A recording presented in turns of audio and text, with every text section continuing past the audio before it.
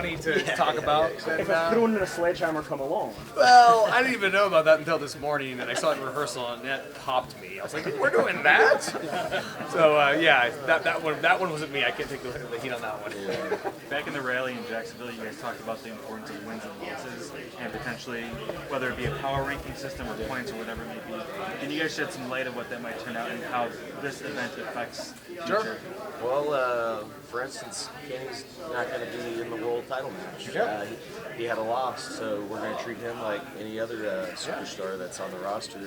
He's got to get a win back, you know what I mean? So we haven't figured out a complete system, but Tony's got great ideas, and he's so good with all these analytics that we're listening, and we're excited to pursue it. So. Would not winning the Battle Royal count as a loss for those 20 guys who didn't win this one? I don't think so. I don't think so. I think we're talking about actual matches, not necessarily gimmick matches in the Battle Royal. I would put that on an L. You all mentioned that if you all got offered dual contracts, that this may not exist. Looking back on that now, how do you feel about that? Like, it literally blows my mind.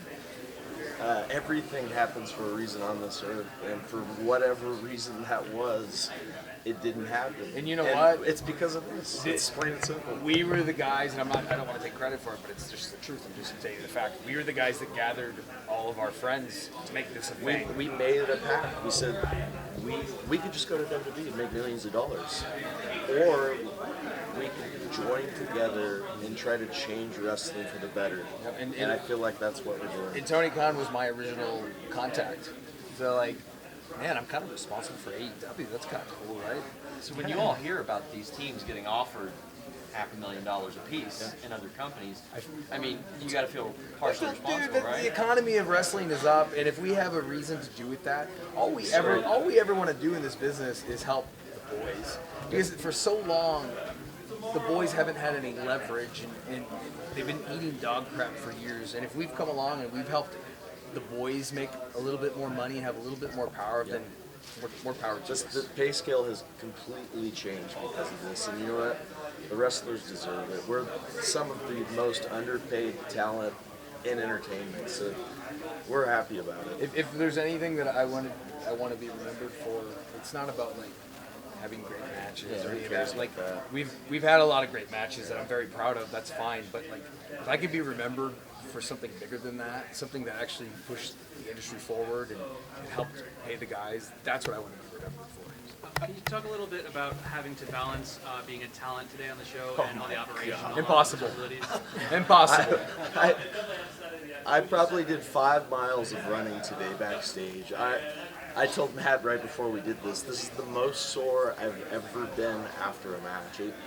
It was a learning experience, but man, was it so much fun. But there's a million little fires that happen that you have to put out that you don't even realize. You're like, what? We can't find the people who are singing the national anthem? Well, someone find them. Oh, that's me. I have to go do that now. You know, stuff like that. It's oh, we don't have a table? Oh my God, get a table under the hard cam. It's just impossible. We didn't even get a chance to prepare for our match until the 11th hour.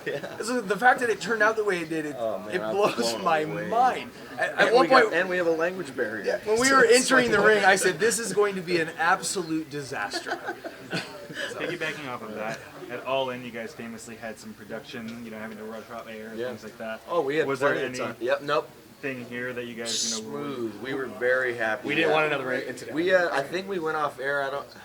Maybe with 15 minutes to go, I want to say, but God, that's cool. The first official show we hit it, so that's good. So guys, good 2 more minutes. How do you guys go back and actually critique the show tonight? Do you go back? Do you watch the game tape? We're gonna watch it. I'm gonna watch it all, and I want to take notes. And I think that we need a big powwow, and we got to, talk about the things that didn't go so well. Oh, we know exactly what we have to fix with certain things. But we expected that. We're practical. This is our first show. There's gonna be hiccups. Of course there are, and we're gonna learn from them. We're gonna get better at it.